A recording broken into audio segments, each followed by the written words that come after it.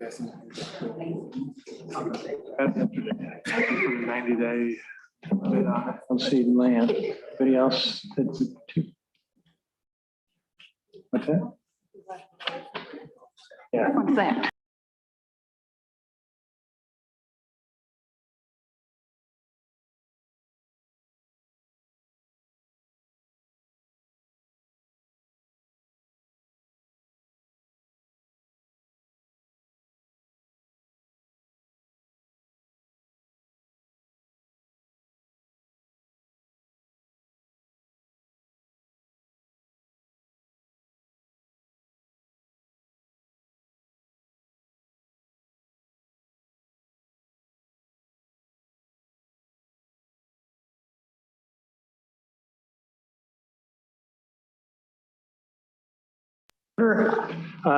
Welcome.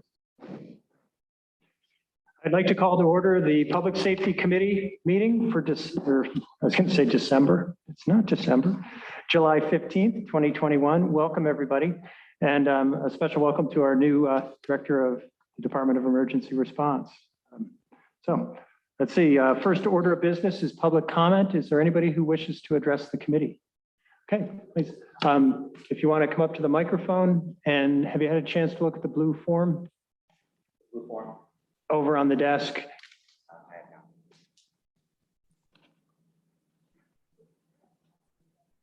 Okay.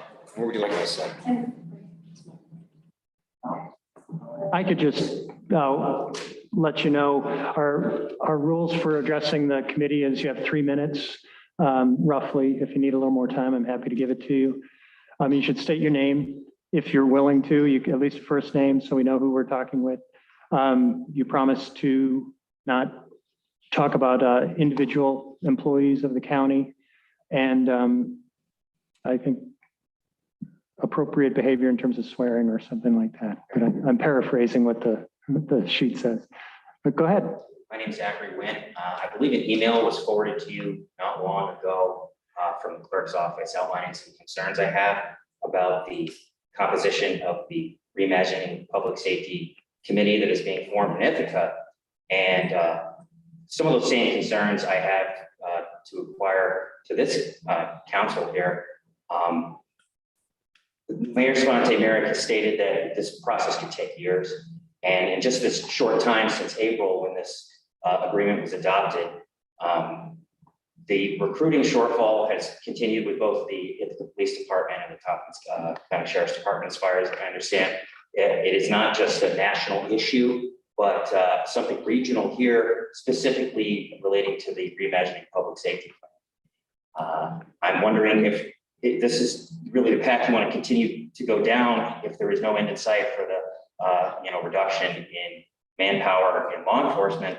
There is, the crime wave, if you want to call it that, for whatever's going on, the trajectory that Ithaca is on right now, and now Tompkins County in general, as it has been pulled into Ithaca's 10 square miles of reality, it's not on a positive one. So specifically, I was wondering, I've been trying to get an answer about some of the people who have been appointed to the committee in Ithaca. I believe there's another one that today you're going to be, revealing the names of members of that council. The Ithaca Police, City of Ithaca Police Committee apparently has not been included in the discussions about the reimagining of public safety whatsoever. There's one of the local leaders of Black Lives Matter, a woman named Yasmin Rashid, who's personally led the roadblocks and the harassment of the police. She has a seat on this council, but there's no one with a mental health background, a criminal justice background, no victims advocates, nobody from the police committee. Some of these people have been serving for upwards of 10 years, and they're just getting ignored by City Hall. So I'm wondering if this, when you set out to do this initially and voted for it, most of you, all but 2 of you, I think, is this how you imagined it playing out? And is this, is this plan working? Because the only way I see it working according to a plan is if the plan was to just dismantle the police through another mechanism other than defunding them. So I ask you to please examine the email that I sent you, and there's a lot there. And I'd just like an answer to my question because I'm not getting one for City Hall. So I yield the remainder of my time. Thank you. Thank you. Just so you know the format, we don't respond to public comment, but there probably will be a discussion of the county side of this in the county administrator's report, which is coming up, if you wanted to stay for that. Okay, anybody else who wishes to address the committee? Did we receive any written comment, Michelle? No. Okay, any changes to the agenda? Seeing none, okay. Minutes approval, June 17th, 2021. Could I get a motion? Thank you, Shauna. Dave seconds. Any questions or comments on our minutes? Ready to vote? And we can just, all those in favor? We are unanimous. Oh, welcome, Glenn. All right, next up is the chair's report. And I just returned from vacation, so I am out of the loop a bit, but I did have something I wish to raise with the various department heads who are here. The legislators have had some informal conversation about the structure of how we're running committee meetings. And particularly, are we being fair to your time demands as department heads? And I know it's hard to give open feedback in a meeting.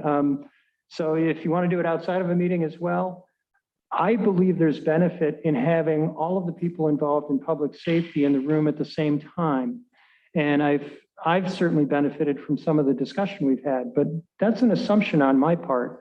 When I became chair of the committee, I inherited the structure of everybody comes once a month and we do a check-in. But it is a 2-hour time commitment roughly.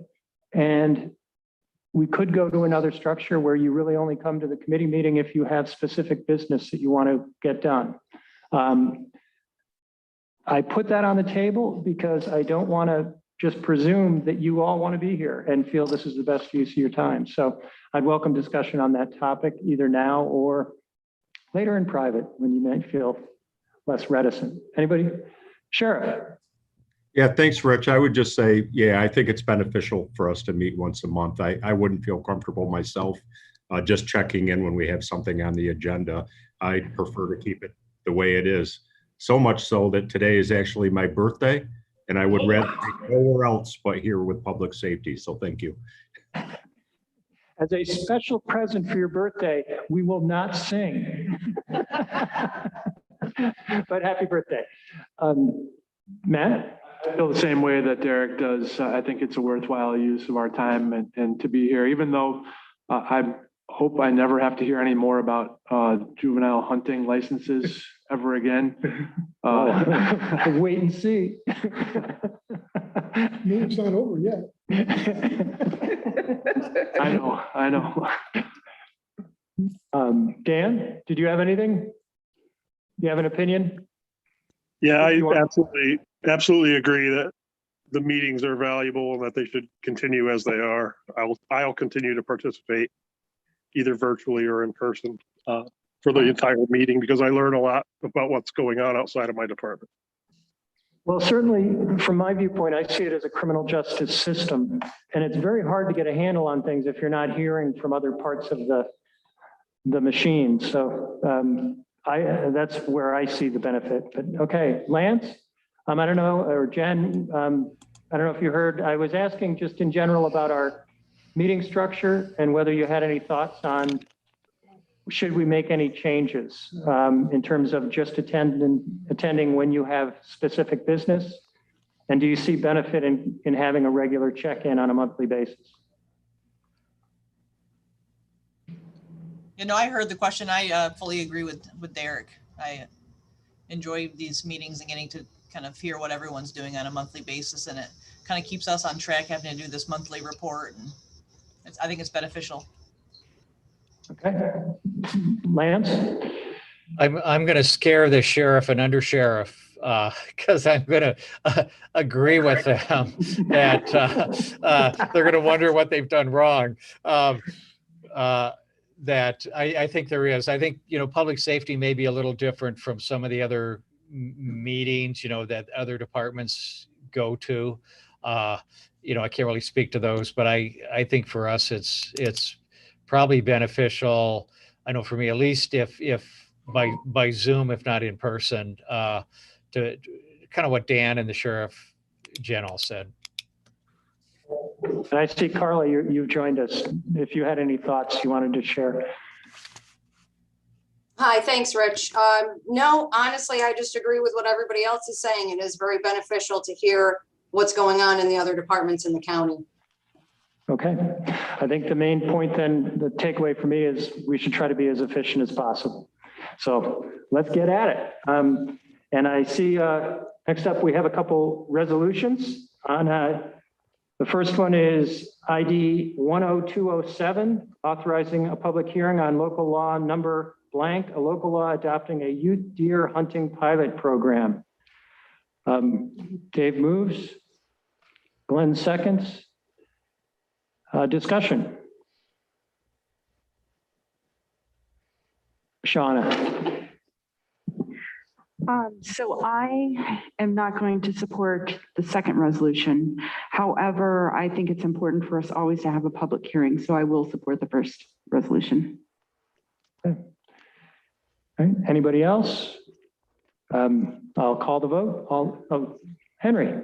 Yes, I feel the same way, that I'll support the second resolution for a public hearing, but I won't support the substantive resolution. Okay. Glenn, did you have something? Nope. Okay. All those in favor? All right, unanimous.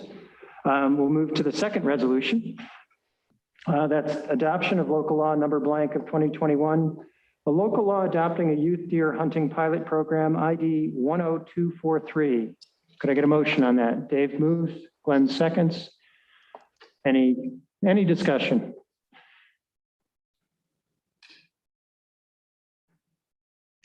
Shauna? Love starting these out. Yeah, I have not gone back and forth on this. I do not believe 12 and 13-year-olds should have guns. And I really would not want to be the one responsible for a 12 or 13-year-old getting harmed. And I know that we've had people come in here and talk about gun safety, and I understand definitely their side and their argument.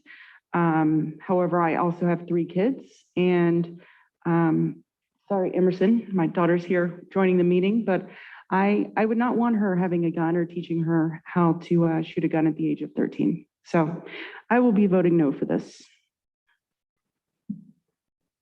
Anybody else want to go? I guess I would speak to this. I certainly, I've shot at targets. I've never shot at an animal. I don't own any guns. I've never taken my kids out hunting. But I understand that from the cultural standpoint, this is something that families engage in. And 12 and 13-year-olds, as I understand it, are going out into the field with their parents hunting now. And they can hunt with some weapons already. So this would just allow them to do the deer hunting as well. I'm firmly in favor of anybody who's going out in that environment to have the hunter safety training, which this requires. And at the same time, I have very strong feelings on what we should be doing about gun safety in our society more broadly.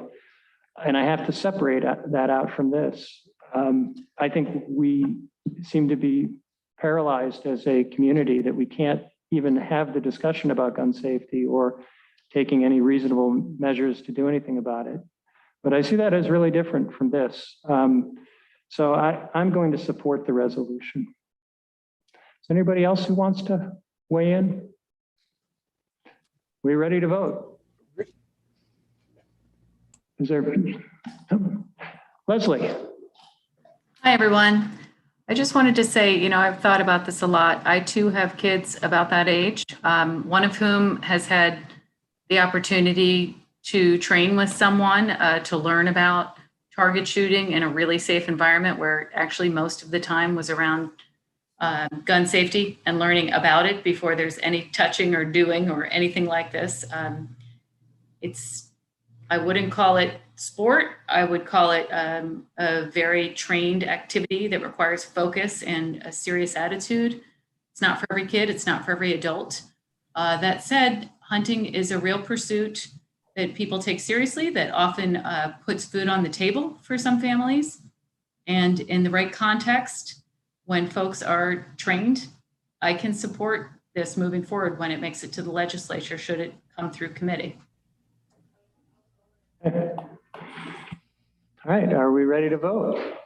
All those in favor? And all those opposed? All right. How long do you think the discussion on this is going to be at the legislature? There we go. Okay. County administration, welcome. Here, Lisa, Deanna? Thanks, Rich. I'm going to yield my time to Deanna to give an update on the Reimagining Public Safety and Community Justice Center. Hey, welcome, Deanna. Good afternoon. Can everyone hear me? I'm so excited to be here in person. First and foremost, so thank you all. I'm so glad to see Glenn in person too as well. I'm going to give a brief update on the Reimagining Public Safety process. First, with the caveat of saying that Tompkins County explicitly voted on specific recommendations related to the county, and there are some joint recommendations as it pertains to the redesign of the City of Ithaca Police Department. County staff are aware and apprised of the process due to the City of Ithaca being in the middle of the county. However, pertaining to those specific decisions, those are matters of the city. And we try to make sure that our folks, for example, the Sheriff's Office, the Department of Emergency Response, they are at the table regarding specific sessions and things of that nature. But at any decision-making point, that will not be a part of my specific update on today.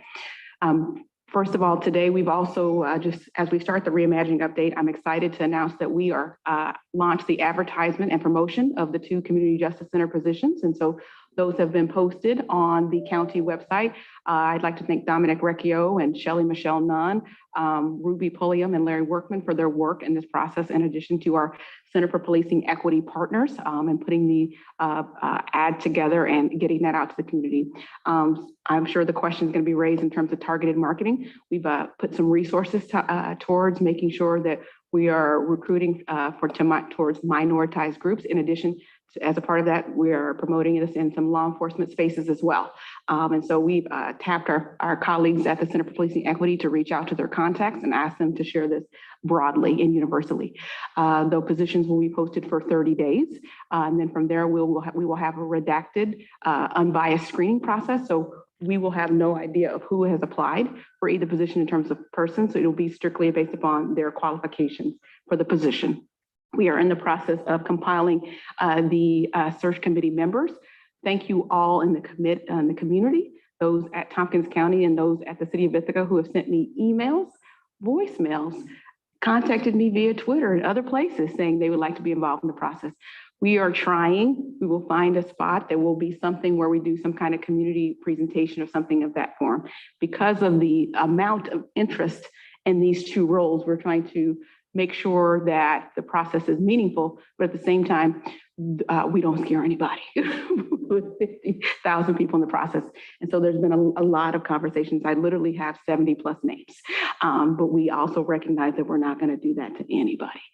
So with that, we're excited about the announcement of those. Those positions will close on August 14th. So my apologies for putting down July 15th in an email to you all, because I was just so happy. It's like having a baby and you're just excited that this thing that the community is excited about is coming to life. And so we're going to do that as well. And so then we're going to look at some type of potentially delay in the data analyst, not in the posting, but to the degree that we can have the project director be a part and aware of the person that's going to report to them. We'd like to do that as well. So we're excited about that. We are also in the process of sequencing all of the recommendations. You're like, what does that mean? You all voted on some really dynamic recommendations that have become plans. And so this is not a buffet. It's not a free for all. So we need to have some order and some process to sequencing these recommendations. And so we're trying to make sure those align with the work. I'd like to say a special appreciation to the Sheriff's Office specifically. Dominic and I were able to have a tour of their office on Tuesday afternoon where they were able to share some work and some of the services they're providing and get a better context for the work that they're doing and how it aligns with reimagining. We've also had some conversations recently around the alternative response model, and Jen, myself, and Harmony are also working on a critical incident response team application. So thank you to the Sheriff's Office for their work and their willingness to participate. And they've also been are also giving another tour to us tomorrow. So for some other folks from CPU will be here. So thank you for your efforts and being open and also offering the free food. We appreciate that. In addition to some of that work, we also met with the Public and Mental Health Department leaders today in terms of alternative response to make sure that, again, this is all about inclusion, knowing where folks need to be, to lay out expectations. COVID took a lot from our staff. It took a lot from our team. And so to the degree that we can bolster work and expectations, we've had those level setting conversations. So we're excited to move that ahead. We really appreciate Frank and Harmony's candor in the communication about next steps in the process, but then additionally saying, this is a community process. We don't know what it's going to look like. There are myriad models, but because I know we work in Tompkins County, I'm sure we're going to create our own. I'm 100% confident from being here in the last 10 months. We're going to name it. We're going to claim it. We're going to make it awesome. And there's going to be really, really difficult to do, but that's where we're probably headed. In addition to that, I'd like to thank our interim county administrator, Lisa, for her foresight and work with reimagining process. I have been her shadow. I guess I've named myself her Robin to her Batman on the budget meetings. And so again, when we talk about sequencing, order, and process, we've been aligning the reimagining requests and the funding requests that we sent to you earlier, meeting with all the departments that are impacted by a reimagining process and making sure the OTRs that need to be submitted are part of that process. So that'll all be coming to you as well. So thank you, Lisa, for your leadership and making sure that we're all at the table. And I appreciate her collaborative leadership style. We also, I'd like to raise the CJC Advisory Board.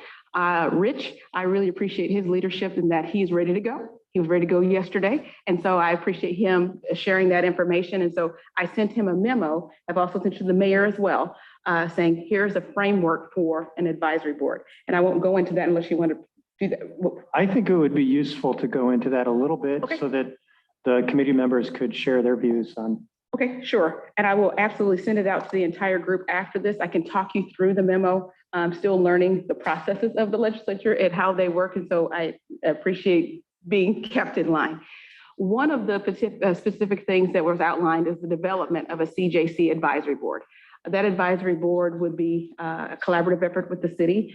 To prepare for this, I had a meeting with Kathy. Kathy has been enormously helpful in terms of making sure I have the policies, process, and procedures for how this should be developed in compliance with our work. But I've also reached out to the city folks as well and said, what do we need to do to make this happen? You know, what does that look like? And what changes would we need to make sure we're successful?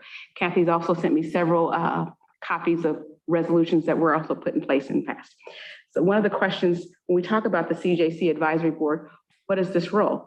The role would be an advising role. We recognize that in the CJC, we'll have our district attorney, who's an elected official. We also have our sheriff, who's also an elected official. We have the legislature as elected, who are also elected officials in common council. So with respect to your work and your roles, what else do we need to support and bolster the process? And so that's where the idea of the CJC advisory board came from. So what we're proposing to establish this advisory board is a short-term working committee, and I'm going to emphasize short-term working committee. So short-term, this is not a long-term working. So if you want to work, you can be a part of the committee. So, and what this committee would do is they would come up with the framework for the advisory committee. This would be a combination of city, county staff, elected officials, coming together with looking at the charter and the bylaws, coming together to develop the resolution, but also having community input in this process as well. We maybe have a couple of appointees from the community. You would also determine how many advisory board members would be needed. You would determine whether they're an appointment. Is there an application process? What is the specific charge in relationship to our legislative bodies? Where should they report? How often should they report? So, and then after we agree to this framework, the next thing would be to convene this group. And then the group would start working. We would need to complete our work by the end of the year if possible, because again, short-term working committee, get this work done. And then we would launch the advisory board from there. And if this is something that the Public Safety Committee supports, I will send the broader memo to the legislature And I'll send it off to Common Council, knowing that this is the gateway for public safety conversations. So I'll stop there, and then I have a couple more updates related to this, but I know that you want. Yeah, let's get some reaction from the committee members. Henry. Yes, thanks, Deanna. You say short term, you say by the end of the year? And so they would not have a role advising the CJC after that? The committee, the role of the committee would just be to establish the working framework. If you determine that there was somebody who's on this working committee that you would like to appoint or have them considered for application process, that's when you would make that determination at that time. And so right now, we had agreed, I believe that was your particular part of the resolution, that we wanted to have community input in all aspects of the process. Right. And right now, we don't have a mechanism to do that other than folks who we know in person or something like that. So this framework would be to develop how we want to engage the community. So we would need to have something in place that we can write, we can codify to be able to do that. And then, so if the legislature or Common Council said we've had 3 volunteers that we would like to maintain their presence, it would be completely up to you to determine that. And then we would just have to have them go through the official process as well, and they could be a part. Okay, because most advisory committees continue to advise. Yeah, I think the rationale here is because, well, we had a public comment at the beginning of the meeting indicating there's disagreement on whether the city's proceeding along the path they need to follow for their consideration of the Ithaca Police Department.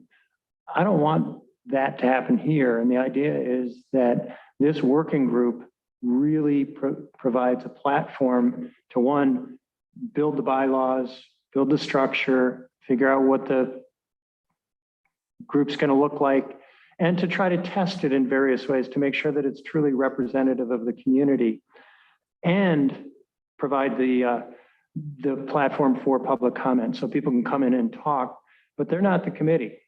It's basically they're going to try to create it and do it in a very public way. Does that make sense to you, Henry? Yes, I guess so. I mean, it just seems like, you have all this talent in the making of the organization, but you don't, but again, it doesn't look after the organization is made, because there'll still be public comment about how they're doing things. We will get lots of public comment. Yes, and it could be that people involved in the creation could carry over and be on the committee, yet to be seen. Shauna?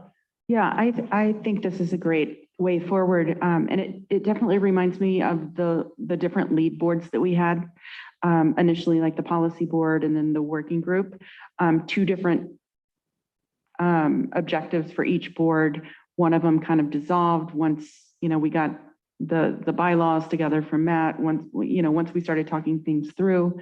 And I think this is definitely the way to go. I'm happy that we're moving forward with this.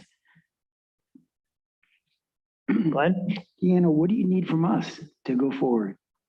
If I would policy direction. So in terms of if you all support this idea and this framework, I will collaborate with you and I believe and Rich to set up some meetings to formalize the discussion. So if you support this idea to move forward, then I'll take that direction. Then I'll send the memo out for consideration for a week to Common Council as well, because we try to do things parallel, and then we'll go ahead. All right, so we're looking towards August before we get the committee together, the advisory committee?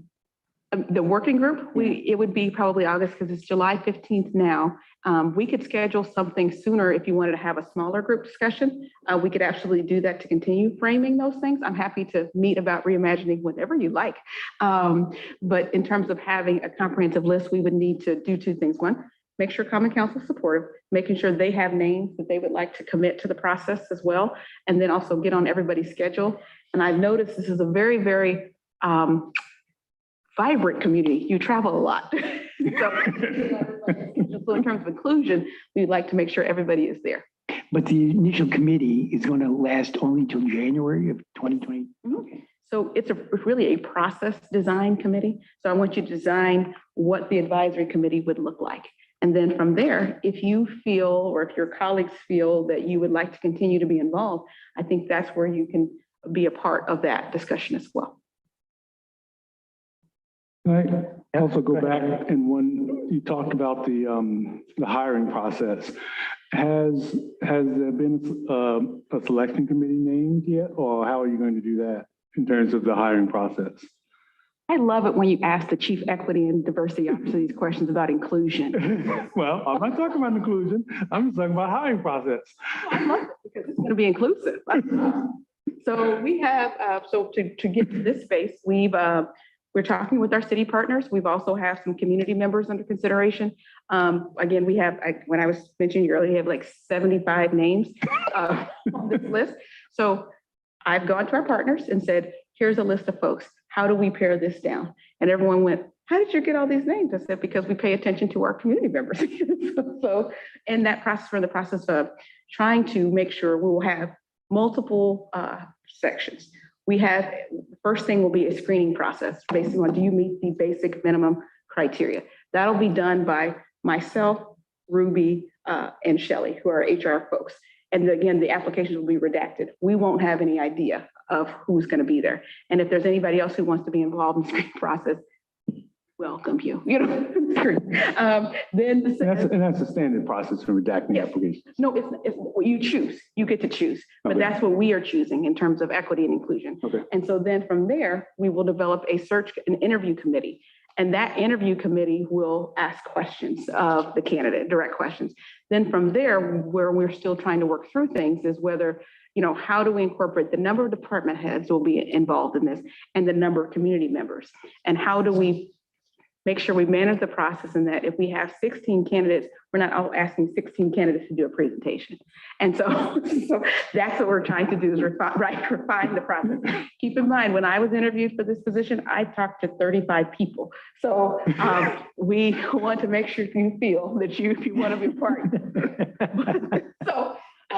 So there will be a paring down of the process each level of the way. And so how is this happening? Collaboratively. And so hopefully that answers your question. Yes. Well, maybe I'll jump in. I see the formation of the working group is not really policy, but execution. However, I would hope that this working group is relatively small. I would hope it's less than 10 people. And certainly the county and the city are going to have to, have some say about makeup. And I'm assuming you've had some discussions along those lines, whether it's a 50-50 split or it's a consensus choice of participants. But I guess we should be thinking about that. I also see that Shelley is with us on screen. Welcome, Shelley. And I don't know if you wanted to share anything at this point. We were talking about the reimagining effort and the advisory board. I don't want to put you on the spot, but I wanted to make sure you knew you had a chance to speak with us. Hi, everyone. Thank you. I appreciate that. I am unfortunately bopping between two meetings. I have one in one ear and the other in the other. It's just the state of what's going on. I was trying to hear what Deanna has been talking about, and it just leaves you breathless. So you can, the time and effort that she has put into this, and keeping us informed and straight and doing what we're supposed to do has been incredible. We are, I'm sure you've seen the press release about the working group. It kicked off today and will continue tomorrow with some onboarding. And we're really excited about what's going on. It's a lot of work. It's keeping us all very busy in addition to our normally busy jobs. So I'm just looking forward to continuing this process. I heard Deanna talking about the two positions. We've been working very hard, making sure we get that out and have a really solid process where we can pay close attention to ensuring that key stakeholders are involved and have a say and have input into who gets selected for this position. These two positions, I'm sorry. So yeah, there's a lot going on, and I don't want to belabor this any longer, but yeah, we appreciate your support. Okay. Thank you, Shelley. Shauna? Yeah, I just have one question in regards to the mental health response. Do we assume that the mental health response for both the city as well as the county are going to be the same or similar? The answer is we don't know. Okay. However, we know that the county provides the mental health services, right? And so to the degree that we should collaborate, that is our idea. That's where we're headed. But so we want to make sure that mental health folks are at the table right now. Ensure one of the things that they're talking about is call delineation and what that looks like. And so we want to immediately bring folks to the table to make sure that we're all on the same page. And also, in addition to the city and the county, I'll be participating in the upcoming EROC meeting. One of the questions that came up was around call types and changes, and we want to make sure that they're coming to the table as well. And I've also received an inquiry from our universities as well. And so we will be reaching out to them as well, and also understanding that what happens in time. We have the fortune of being the county, which I would say hugs all of these places, and so we want to be inclusive so that everybody is involved. Yeah, I mean, I think whenever we talk about the universities locally, the mental health response, as far as us being able to attract social workers and psychiatrists locally, we just don't have the numbers to be able to serve our full public. And so if there is conversation between Cornell and Ithaca College and TC3 about even bringing in their providers to assist with some of this response, I mean, I think that collaboration is really essential, and it's the only way to take care of the students and the people that live here on a full-time basis. So. Hey, Henry. Yes, I have a comment and a question. I know that we had a thing at HSA's last time with Frank Cooper talking about the mental health crisis team, which I'm sure he told you about, and everything else. But I also wanted to address everyone, whether the governor did the executive order on gun violence, and there is some funding that he has made available, and whether or not we are participating in any of that. Anybody for the DA or the sheriff's office knows anything about the executive order dealing with gun violence? Sounds like a topic we should know more about, and perhaps we could get a report at our August meeting on it. That's a good idea. If I could propose a path forward, if you're going to share the framework memo that you prepared with all the committee members, if we could give ourselves some homework to keep this process moving on, if you could respond to Deanna with any questions or comments within the next week or so, it would allow us to certainly make hard decisions at our August meeting. Does that make sense to everybody? Okay, thanks. Anything else, Deanna? Wanted to also share that we're continuing to train and prepare our Q Market software, which is our public engagement software that you passed. And so thank Dominic again for doing a lot of heavy lifting, identifying software and helping us build it from scratch, essentially. So to ensure that our community members have a place and a forum that they can provide ideas and also critiques of the process as well. So we continue training on that. And then also, we're also sharing that software update with the city work group members. And so they will know how to be able to interact, because as they do their work, we'll want community members to be able to share ideas around all of the redesign efforts. Then the last thing is we will commence our monthly updates to the legislature next month, in addition to Common Council, as a part of our routine discussions. One of the things that you agreed on was that you want to hear about this every month. And so we're going to use, in the spirit of the COVID response, we want to make sure that we have a template and a framework to bring to you every month. And so they don't feel like they're one-offs or you're voting on something specifically. So this becomes a routine part of your work. So if there are things you would like to see in terms of those monthly updates, please let me know. Henry. And I assume this will be taken over by the CJC director once they're hired? Monthly updates? Yes. We're still at probably. We're still just deciding what this will look like, because right now everybody's hands are full. It's all hands on deck. I'm assuming so. Right, because we talked about the CJC director Yes. during the monthly updates. I just Yes. wanted to make sure that this was the way it was going to go. David? Yeah, Rich, I just wondered if, since we have Shelley on there and Sheriff on there, we get an update on the number of officers we're down and how many are in the academy that we know. Yeah, I am curious about that. Why don't we get that at the sheriff's report? Because we can finish reimagining. One other thing, Deanna, maybe you just wanted to update is the state that there's a contract between the county and the city that's in process of being drafted. And we should see that pretty soon. That is correct. Thank you Yeah. for illuminating that. I received a draft this morning of the first pass. So Okay. we will continue to review it as staff, to make sure it's prepared to go to both you and Common Council. And so hopefully, I would assume by our next meeting, you would have something. Okay. And that's really dealing with all the logistics of our agreement with the city. Okay. Anything further on reimagining? All right. Next up, the sheriff's office. Welcome, Sheriff. And Jen? Thanks again, Rich. And I apologize. I didn't quite hear what Dave said. Did he ask about staffing? I wasn't sure. Yes, he did. All right. Well, I'll start with that. Well, we all know that, lately it's been pretty bad. But there is some light at the end of the tunnel, and I'll share that in a minute. We've been to 3 job fairs, Jen and I, very recently. Not much turnout. So I was quite disappointed in that. But perhaps that's just not the proper venue for us. I'm not sure. We also have done 2 physical fitness test prep sessions locally.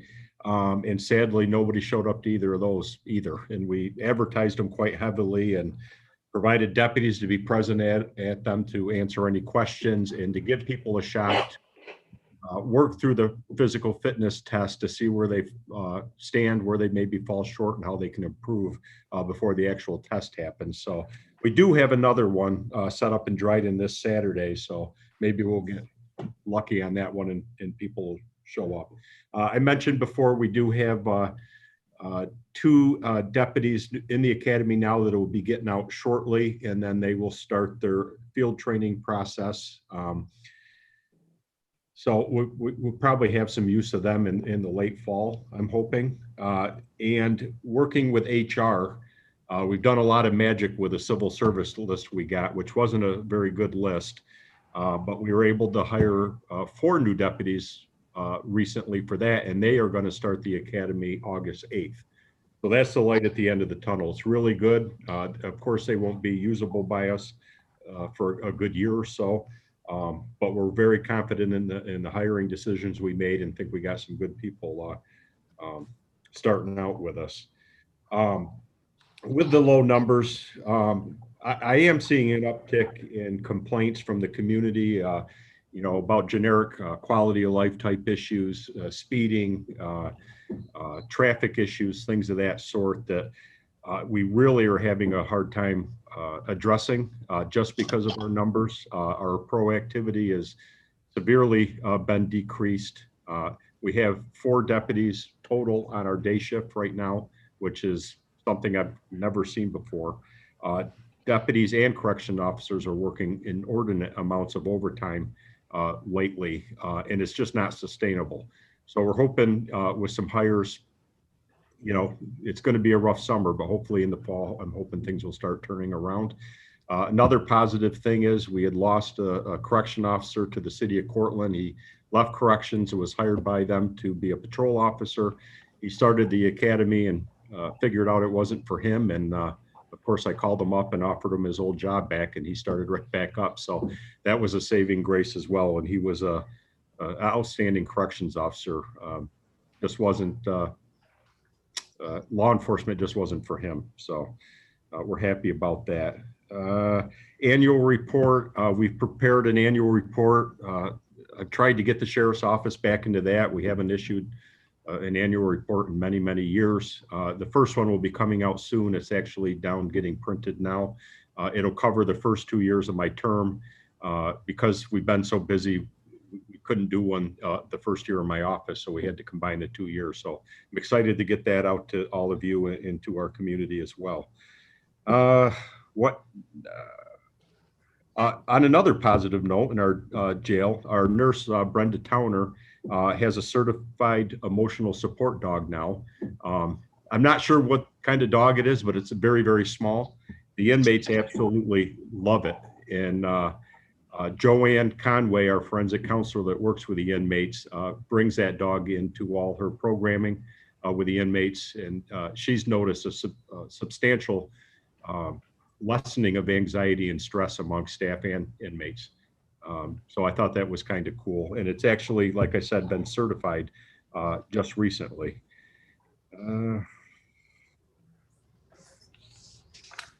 I think maybe that's it. You've got my written report. That's in there. So unless anybody's got anything for me, I can certainly answer any questions.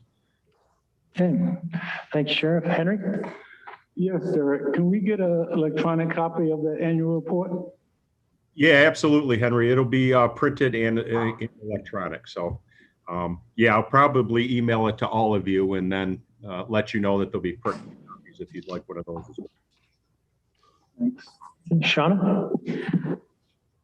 I'm going to ask this question because I know that Michael's new and he might not know all the numbers yet from Tomstat. It looks like the overdose and poisoning numbers for this month are double what they've been over the past 5 years.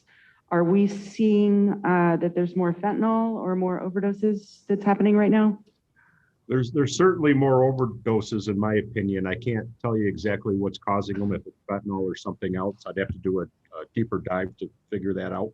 But I can certainly look into that. It's my understanding that this is happening everywhere. I don't know what it is, if it's a result of COVID and the stress that came from that. I'm not really sure, but there's definitely an uptick, and we're seeing that everywhere, unfortunately. A note on a national level, 2020, I think it was 93,000 people died from overdose, which is a remarkable increase over past years. Yeah. Michael, did you have anything you wanted to add to that, or? No, just that I had an opportunity to review the Tomstat report the other day with my team, so I can't really speak to it completely. Okay. Starting to get into this. Yeah. Okay. Anybody else? I did have a question or a comment, actually, and I should have raised this at the chair's report, but the Ithaca Times has an article about a crime wave, ? And I thought it was a pretty well-written article, considered a lot of different issues. One thing it didn't really address was geography. And while the numbers seem to be up, they really weren't talking about whether that was countywide or within the city. And Sheriff, did you have any, I don't want to put you on the spot there, and maybe you haven't seen that article yet, but it seems like most of those issues are concentrated within the city at this point. Yeah, I actually did see that report, and I thought it was well written as well. And I know we've talked before, you know, if the numbers were real or not, and I believe that they are.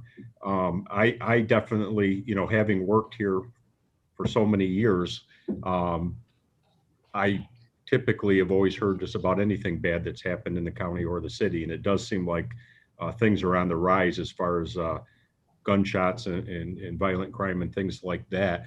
But I can't necessarily say I'm seeing it out in the county. I think it has the potential, if this is a real thing, that it certainly will spread at some point, but I haven't seen it yet. I mean, once you'll get our annual report, you'll see there is an increase in simple assaults and aggravated assaults, as well as thefts from vehicles, but it's not as significant as the city had reported, but there is an increase. Henry? So is crime overall going down? Because I've heard different things about that. I don't have any indication that it's going down. I think in the county, as far as the sheriff's office goes, I think we're holding our own. And, you know, despite, you know, what Jen just mentioned, I mean, I don't think they're significant enough to cause me great alarm or anything like that. No. Okay. And the traffic incidents go down significantly? Well, Lance has a. I'm sorry, traffic incidences? Yeah, the traffic violations go down last year.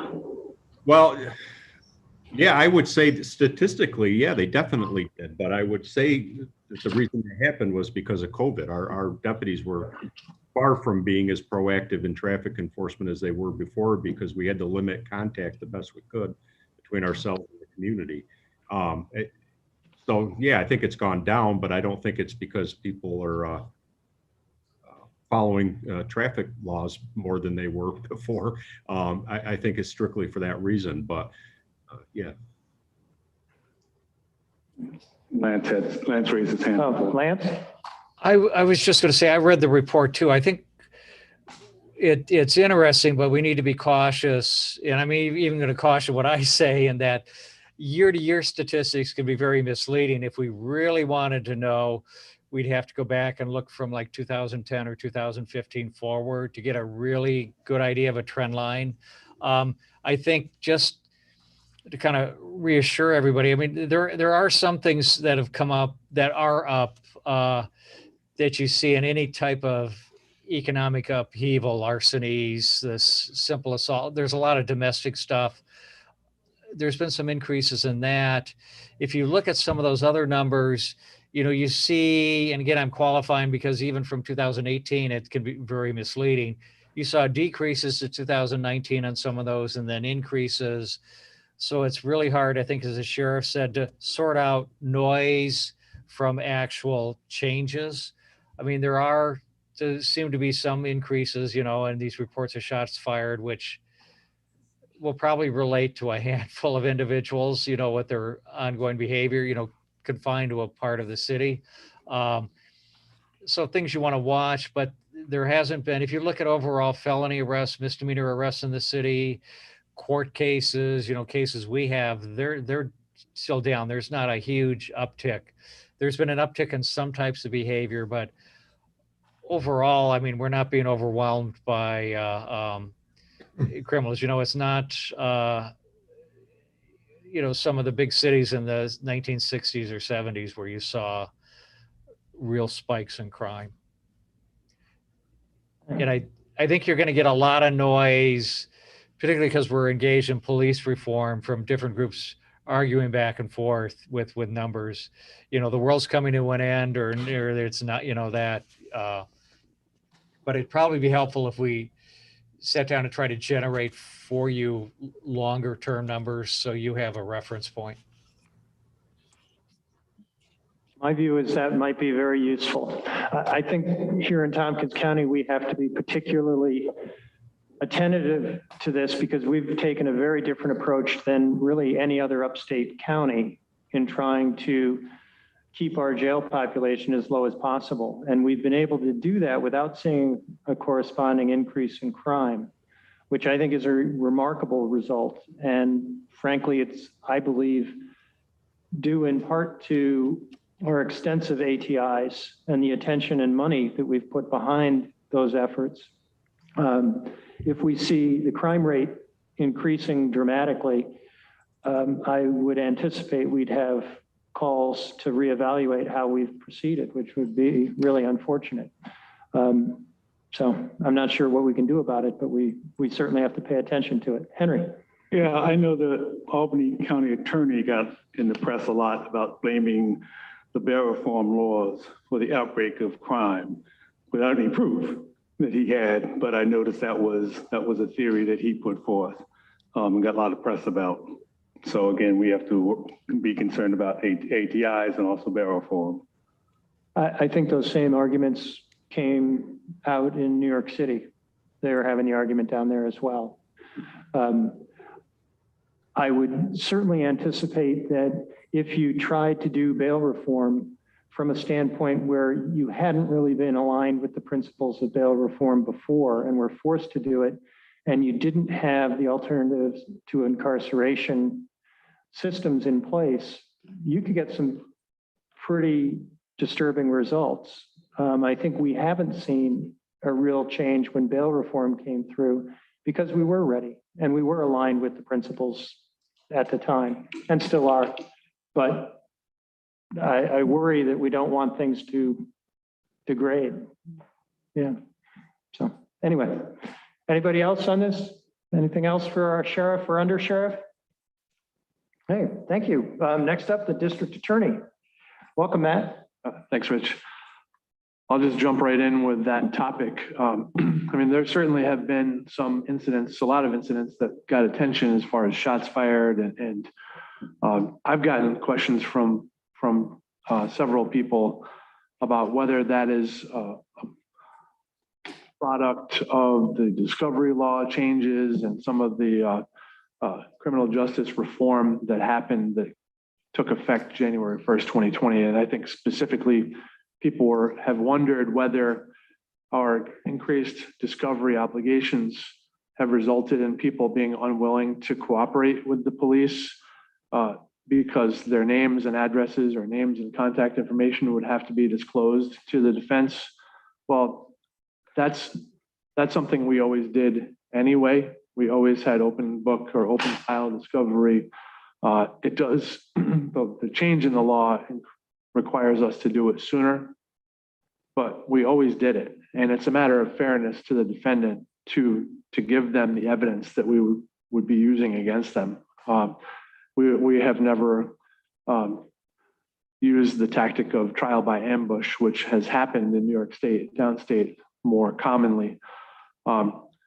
There is and always has been a requirement to provide that information, names of witnesses.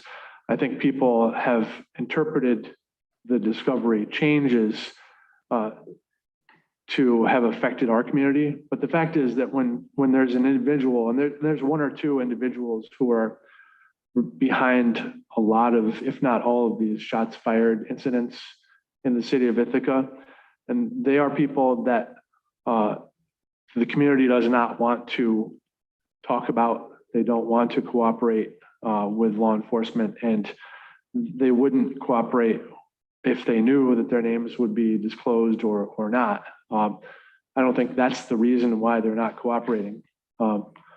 And so, here we are. We cannot prosecute a case for shots fired, or there are times when someone is shot and says, I'm not telling you who shot me. Unless we have it on video, unless we have other witnesses who saw it, we cannot prosecute that case because we do not have any evidence that indicates who did it. So that has been a problem. It's always going to be a problem in our criminal justice system. And that's if people know how to get cooperation from victims and witnesses, that's maybe it will improve when we have more confidence in our criminal justice system that I hope will come out of all this reform and reimagining. That's going to be a process that takes years to develop and to improve. But I did want to address that specific thing. We are very busy in my office. We're doing trials. We have trials scheduled into the fall, and we'll continue to do them. And that's going to reduce some of the backlog of people in our jail. But the jail is now able to take people to the Department of Corrections. So they are moving, we're giving people their day in court, and we're moving people through the system more efficiently, although there's still some people who have been there for a long time. But there's one gentleman who has been in the jail for over a year waiting for his trial. He had the opportunity to have his trial, I want to say in May, and decided to have it in August, but his trial date is in August 2nd. And I have the same reaction, Shauna. I would want to have it as soon as possible, but he made that decision. In any case, he will have his day in court very soon, and we'll have closure for that case and for his victim. So that's happening. I did want to talk a little bit about LEAD, and sorry, Shauna, unfortunately, the two policy, the policy group and the operations group, the policy group didn't go away. It's just kind of lessened in terms of its obligations, but I'm going to those meetings, so it didn't go away. But the good news is I think we're really close to implementing LEAD. And I think from what's happening right now is that people are being trained at IPD, and we're hiring outreach workers and case managers. And so I think that's going to happen in the next month or so. And the operations group is staffed by one of my newer ADAs who came from New York City. She worked for 6 years representing indigent tenants and for Mobilization for Justice. And she's fitting right in and doing a great job representing our office in that group. I've also had a couple of meetings, and I'm continuing to try to meet with Travis Brooks and Merrill Phipps to talk about, we started out calling it baby lead. We are calling it lead junior, but the point is we want to increase lead to reach out to kids who are under 16 to give an alternative to the traditional process. And I want to get Dan involved and talk to Dan Cornell from probation, because a lot of the juvenile delinquency cases get diverted to him, and that's a valuable part of our justice system. But the more tools we have and more options we have to really meet the needs of a young person who is looking at going into the system, my preference, and if we can avoid them going into the system, that's what we want to do. So we're talking about that and continuing to set up meetings to push that idea forward. Anna. Thanks, Matt, for correcting me. I was kind of kicked off of lead because I'm now on the housing committee, and they meet the exact same time, the Thursday at 10 a.m. I did have a question, because I know at one point we had discussed the county being part of lead. And I think at one point there was a number thrown out, like $50,000, $100,000 for reach to add like 25 county residents, non-city residents. And I was wondering, has that come up again? It has, and we've talked about expanding lead to Lansing, because the mall is a source of a lot of arrests that could be diverted through lead, petty larcenies and other minor offenses that would be perfect for lead. So that is being discussed. That would be great, even if it was an OTR that came forth or recommended in the administrator's budget. I would love to see that happen. I mean, I guess I'd like to see lead up and running. Yeah. And then that's the get first on a step. solid footing, and then, but yeah, there has been the discussion about Lansing. We have a lot of balls in the air, and I realize that too. So maybe we let the city be the guinea pig. It's been a long time coming. It would really be great to see the full launch. Henry. Yes, I was at a meeting recently and they said leave would begin in July. So now you're saying it's going to be probably August. I'm not saying a date. And Henry, you're a lawyer. If I say in the next month, that could be tomorrow. So we have a meeting next Thursday of the policy group. Right. So, that's, my information is a couple weeks old. Okay. So it could be tomorrow. Okay. Can I also ask a question just a question for you and Lance about whether the governor has signed the parole reform bill yet? Not that I'm aware of. I know there's lobbying for that to happen. The less is more legislation specifically. I signed on to a letter that the Brooklyn DA drafted asking the governor to sign the legislation. I was one of, I think there's up to 8 now DAs from the state, 8 out of 62 in support of the bill. But I signed that letter last week. Oh. Okay. And just to follow up, yeah, Matt's correct. It hasn't been signed. That letter now has 288 names on it. You'll be pleased to know a lot of Tompkins County, a lot of the legislators signed it. The sheriff signed it. You would think the governor sees something with a number of DAs, a number of sheriffs, a lot of defender organizations, community organizations. legislators signing that, it would be a no-brainer, but it's still sitting there. There was another lobbying effort either Tuesday or last week on that, and that letter went to him this week, I think. So it's still sitting there, to answer your question. Thanks. We'll see. Matt, anything else? All right, thanks. Moving on, Department of Emergency Response, and welcome again. Thank you. I don't know if you have anything you just want to say to us, or? Let me start by saying thank you. Glad to finally get to meet some people in person. So one thing, if you could use your mic. Absolutely, sorry. My wife would be very shocked if she heard you say that. No, but seriously, I'm very proud to be here, honored to be here, humbled by this group and the initiatives that I see underway. And I'm really excited about being part of that. And I want to be a strong community partner. So thank you very much for this opportunity. I'm really looking forward to working with everybody. And I would really appreciate any insight that you could provide me and how I can better prepare for this meeting so that I do come and the information I provide is, is something that's valuable to you and your committee.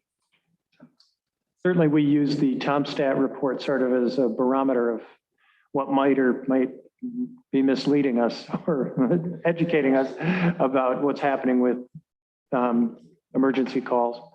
So I did want to note, congratulations on the recertification.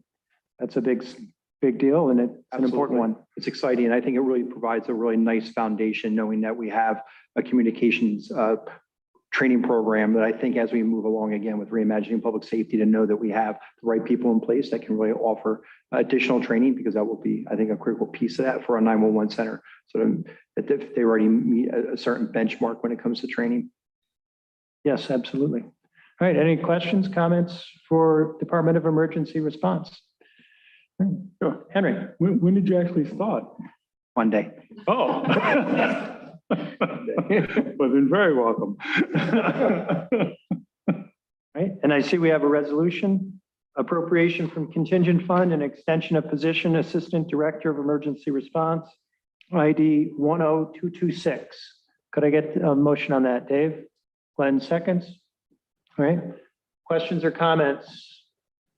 Is this going to be a permanent position, or are we just finishing off the year? I can speak to that. And so this is Brian Wilbur's current position. So it was intended to be one time for half the year. It is not intended to be permanent. It's intended to get us through the remainder of the year, provide some transition time for Michael to assess what is needed in terms of project management to bring the backup center project to completion. But Brian has been serving us very faithfully for much longer than he anticipated, and he's more than ready to transition and retire. He's graciously offered to continue working on this part-time temporary basis to get us through and provide some transition for the next step. Is Brian still going to be around? I mean, not Wilbur, but Brian Robeson, he has left.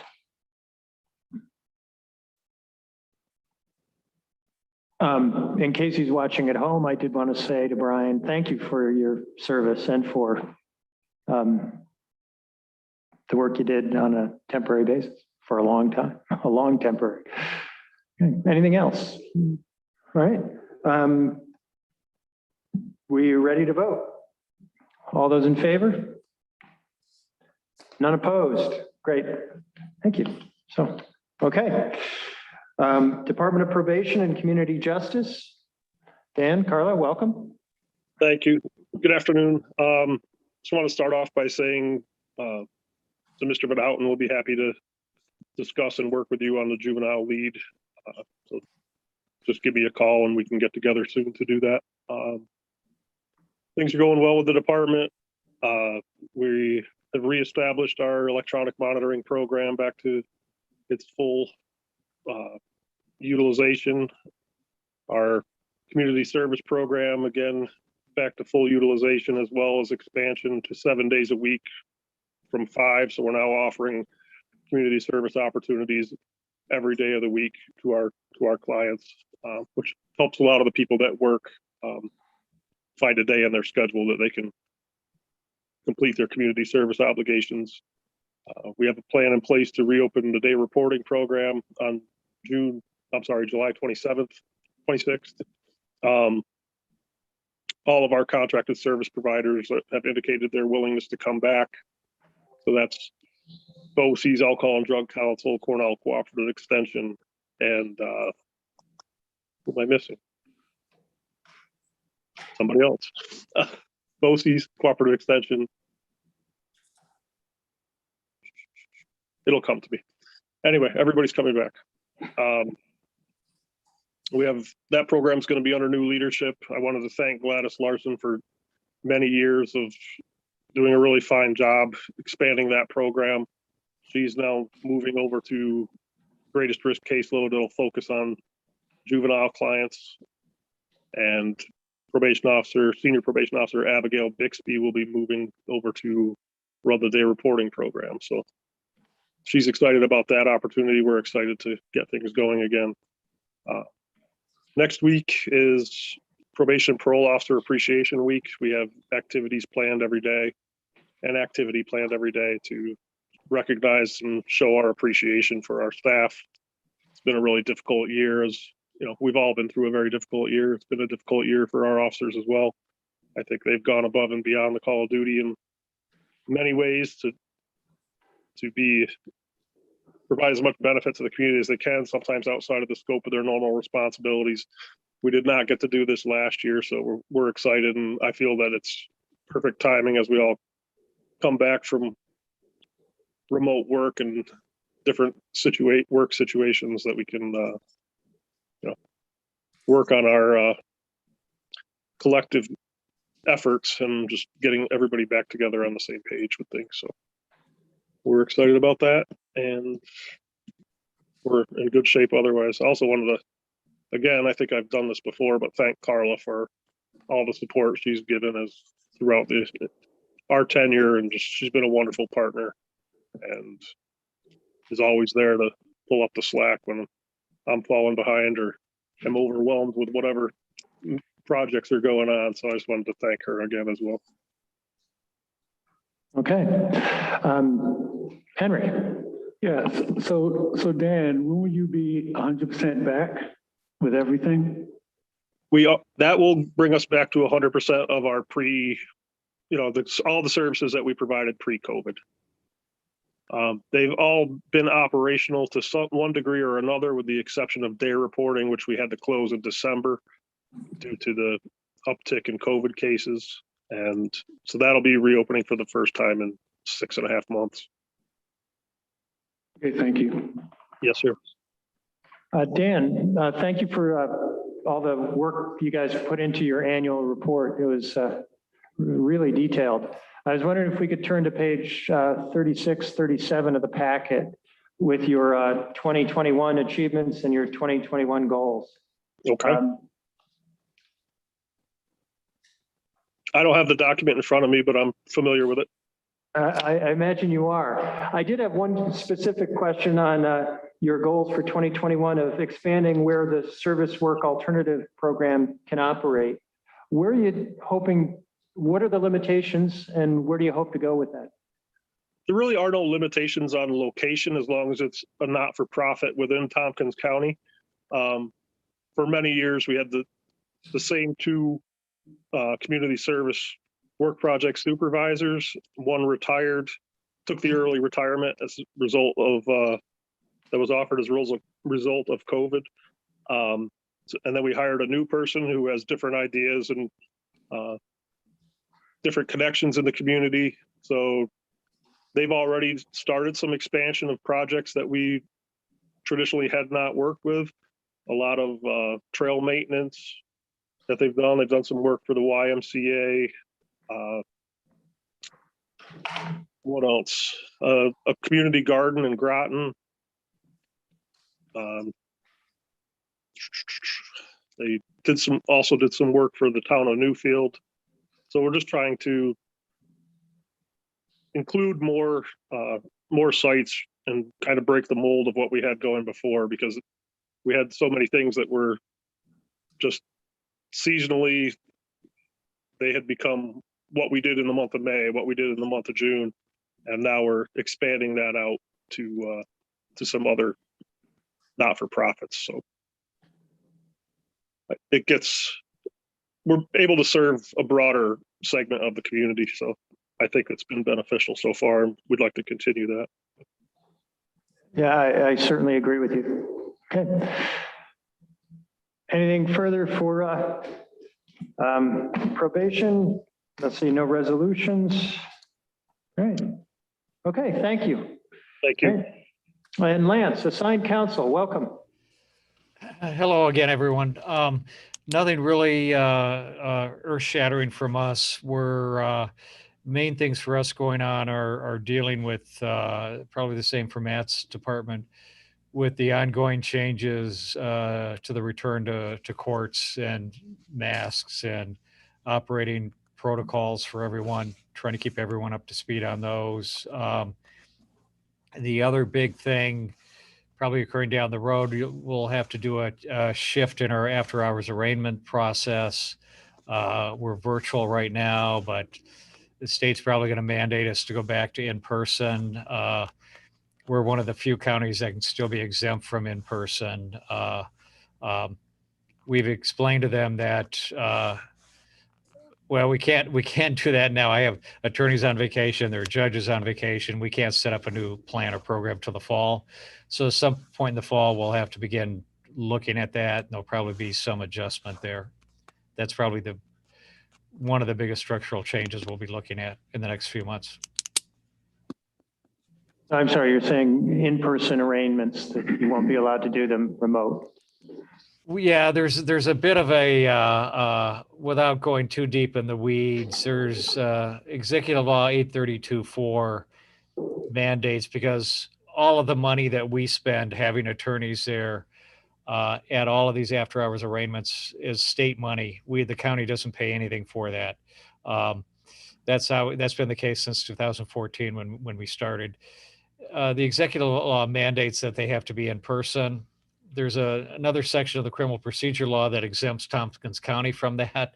So, but the state's kind of saying, no, you're not going to do that.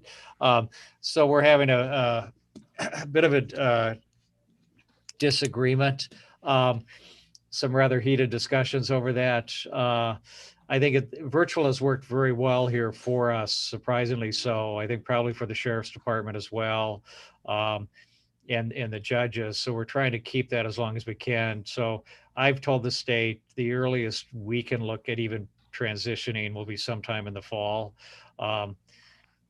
One of the judges asked me, what did the fall mean to me? And I said, January. So we're not, we're probably going to have to do that at some point, but we're not, we have a process that works well now. So we're going to take our time in developing any transition to make sure it works as well. But that's probably one of the biggest process changes going on. I know we're going to try to work with Judge Dresser and see, they have a nice virtual kind of cap to see if that can be swung into an in-person cap. I know Matt's talked about wanting to work with the judges on that as well. So that's. Yeah. I'm curious, that seems like that would save a lot of money to be able to continue to do the remote. It is, you know, there are discussions ongoing, you know, we're running into, one of the arguments we're trying to make is because when you deal with New York State with these matters, a lot of the state's concerns come from what occurs elsewhere, like with a lot of things in the criminal justice system. So trying to differentiate ourselves, you know, our county out. There are a few other counties in the same boat. So it's an ongoing process, and you know, I'll have a better idea probably in September where we're headed on this. the state's gotten some pushback. I think they're a little surprised by the pushback they got from us on this idea. But I also have the sense of we're probably on the losing side of this argument. End of the day, if the state says you don't get your money, we're not going to pay you if you're not in person, that kind of forces assigned counsel's hand. I think we spend probably close to $80,000 on that program that the state pays. And we know that's not a cost the county wants to take over. Yeah. But as you know, I in my career, I did a fair amount of assigned counsel work many years ago. And I remember driving out to all the town courts and the amount of time it took to sit there for really a formality. Yeah. It seems like with the pandemic, if we can learn anything and gain any efficiencies, we should be trying to do that. And I think it's important to try to save New York State's money too. It's odd to me that there isn't some more flexibility here. Matt, do you have any opposition to that, or? No, I think I don't. I think the arraignment is an important process for counsel to communicate with the defendant, and that is more difficult virtually than it is in person. But I think that's something we can overcome. I would love to see a centralized arraignment part that we talked about and left off, and I think there's a lot of benefits to that we could maybe pick up that conversation. Yeah, I thought that was a really good idea 30 years ago, if we could get everybody into one place. But yeah, well, maybe we'll see some improvement here. It is, and this may be the opportunity. I mean, if we can pivot, if we have to go to in person, if we pivot, the judges have started to like the virtual process. There's one judge on call now instead of all of the judges, which works better for them. Works better, I suspect, for the sheriff's department. They know they only have one person to call, and that person will actually answer the phone. If we can pivot to, maybe simple to pivot to that, what Matt's talking about, a centralized, kind of cap that rotates with the judges. We don't have a centralized facility right now we could do that at, in trying to work it out. We don't have, the types of arguments we get into with the state. They said, well, why don't you just have the departments hold people and then do them? And we have to explain to them, we don't have those facilities. We're not, Nassau County or the city. We don't have large holding cells. If the sheriff's department's going to hold someone for 8 hours, it means one of those couple of deputies that are on the road has to sit, in the building for 8 hours. Same with the state police. So we're engaged in kind of an education process with them. I mean, what you're talking about, what Matt's talking about is kind of the goal you'd like to get to, but okay. More to come. Yeah. More to come, hopefully. All right. Any questions, comments for the assigned counsel administrator? Okay. All right. I think we have some advisory board appointments. We have Christina Dravis and Thomas Lipa to the Stop DWI and Traffic Safety Board. Could I get a motion to appoint them? Glenn moves, Henry seconds. Questions, comments? All those in favor? That's unanimous. Thank you. All right. Any other business to come before the Public Safety Committee?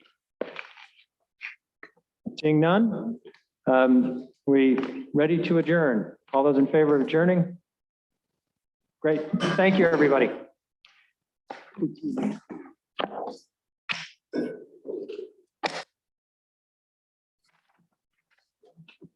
Yeah.